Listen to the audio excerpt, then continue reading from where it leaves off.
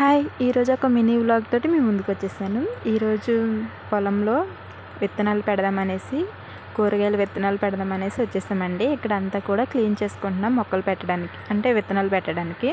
ఇక్కడ పెట్టుకుంటే ఇది ఎరువులాగా పనిచేస్తుందనేసి ఇక్కడైతే నీట్‌గా చేసేసుకొని, బెండకాయ విత్తనాలు, అలాగే బీరకాయ విత్తనాలు అయితే పెడదాం అనుకుంటున్నానండి. ఇక్కడ మా గేదెకి ఒక కంట్లోంచి వాటర్ కారుతూనే ఉందండి. నీరు కారుతూ ఉందనమాట.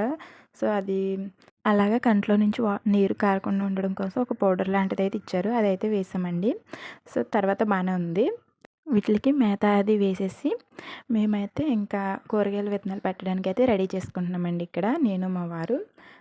గేదెలకు మేత వేసేసుకున్న తర్వాత నెక్స్ట్ కూరగాయల విత్తనాలు పెట్టడానికి ఇదంతా క్లీన్ చేసేసుకొని అక్కడ చక్కగా నేల అనేది గుల్లగా చేసుకుంటున్నామండి. ఇది గడ్డి అనేది చాలా ఎక్కువ వచ్చేసిందనేసి అది కూడా తీసేస్తున్నాము. మొత్తం ఈ చివరి నుంచి ఆ చివరి వరకు గడ్డి అనేది చాలా ఎక్కువగా పట్టేసింది.